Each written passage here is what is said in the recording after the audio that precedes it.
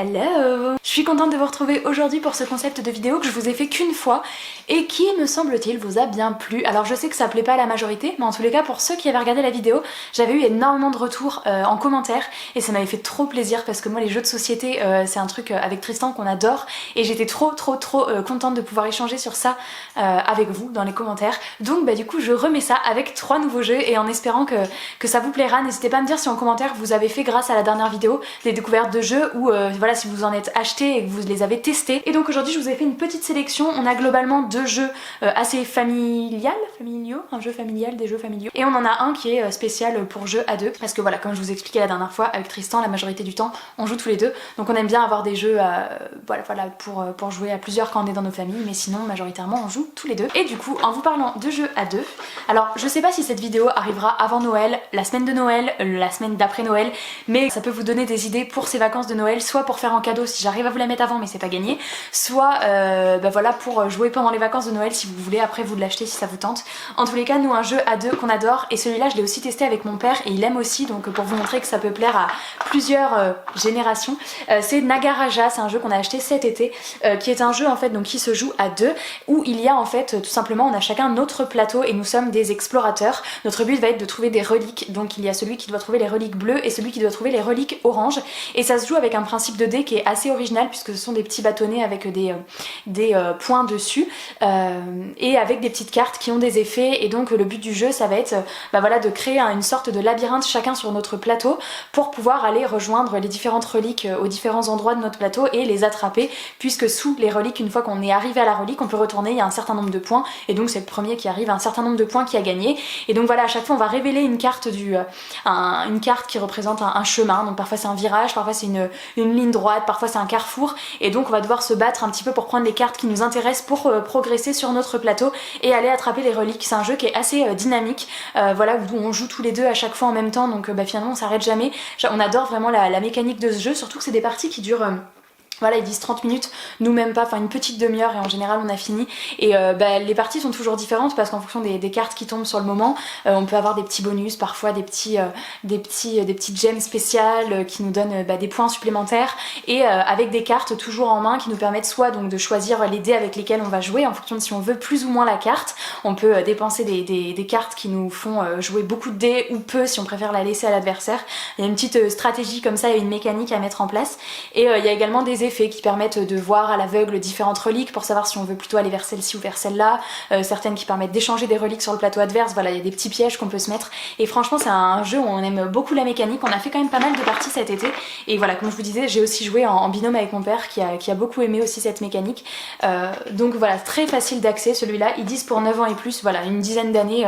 alors il faudra peut-être plusieurs parties à l'enfant pour qu'il comprenne bien le principe du jeu, mais c'est un jeu qui reste très accessible et si vous n'êtes pas des gros jeux de plateau, enfin des gros joueurs de plateau ou des gros joueurs de manière générale à des jeux très stratégiques, là il y a une petite stratégie mais ça reste sympa à mettre en place et on est aussi sur du hasard parce qu'on sait jamais quel chemin va se dévoiler ou des choses comme ça et celui-ci il est très cool. Alors le deuxième jeu que je vous présente c'est un des premiers qui a rejoint notre ludothèque puisque c'est mon frère qui se l'était acheté à l'époque et on avait fait une partie en famille, on avait adoré et du coup je me souviens qu'à mon anniversaire après il me l'avait offert. Il s'agit de The Island et du coup la boîte est bien foncée parce qu'on y a bien joué à celui-ci.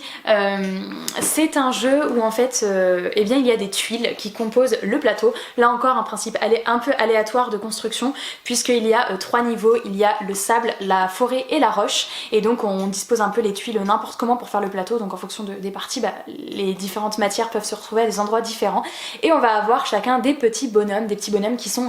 au milieu, voilà, sur cette île en plein milieu de la mer et leur but c'est de rejoindre un des 4 coins du plateau parce que c'est la terre ferme, donc ils doivent s'échapper de cette île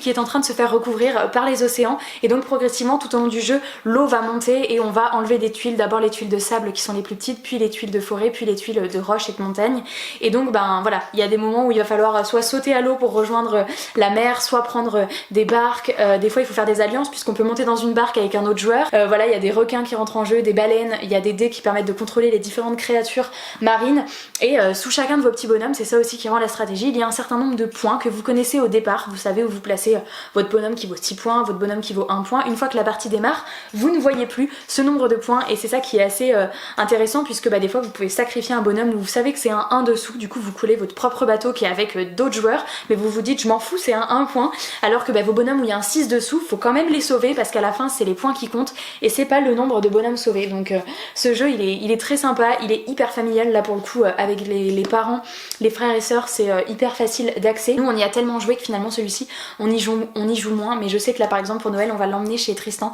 parce que il a notamment sa petite sœur qui adore et voilà en général quand on y va elle dit vous avez The Island et du coup voilà ça a hyper bien marché avec eux qui sont pas des grands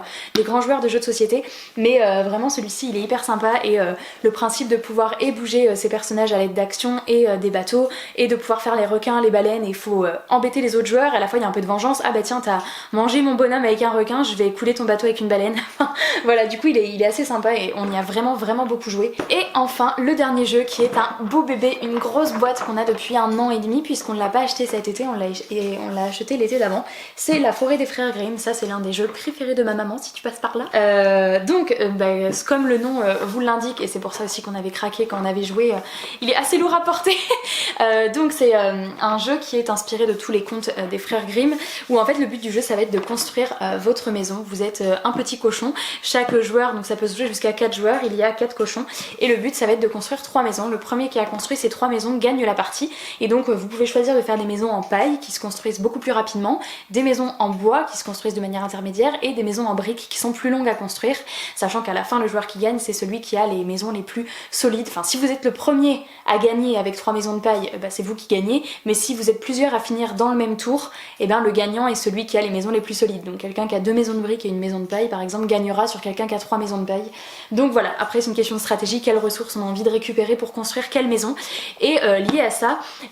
vous avez plein de cartes, ce qu'ils appellent cartes fables, des cartes fables qui vont être envoyer des grands méchants loups, des trolls, des dragons et il y a aussi plein de petites cartes bonus que vous pouvez jouer à chaque tour qui vont pouvoir vous aider à soit amasser des récoltes plus vite, à détruire des maisons ou des parties de maisons de vos adversaires. Et il y a également des cartes amis, ce qu'on appelle amis, les amis qui sont tous les personnages de conte. Donc vous pouvez avoir comme ami Réponse, la petite sirène, le petit bonhomme de pain d'épices, le chasseur dans Blanche-Neige, voilà, et ils ont tous un rôle assez important où vous pouvez au fur et à mesure où vous le piochez, vous pouvez en avoir qu'un, donc des fois si vous en piochez un autre, vous pouvez choisir si vous gardez ce nouveau ou défausser l'autre en fonction du pouvoir qu'il vous attribue. Et voilà, du coup moi j'adore aussi bien parce que on plonge dans l'univers des contes et que j'adore ça, n'est-ce pas, mais la mécanique de jeu est assez sympa, les parties sont assez rapides là encore, je pense qu'il faut plus compter 3/4 d'heure, je sais pas ce qu'ils disent, ouais ils disent 40 à 60 minutes, donc on est plus sur des parties de 3/4 d'heure, mais là encore voilà, mes parents aiment beaucoup, ma mère à chaque vacances elle dit vous avez emmené les 3 petits cochons, elle dit même pas La Forêt des Frères Grimm, elle dit vous avez emmené les petits cochons. Et c'est vrai que nous c'est pareil, on a d'autres jeux qu'on préfère maintenant parce qu'on est vraiment plus gros jeu de stratégie, mais celui-ci quand juste on est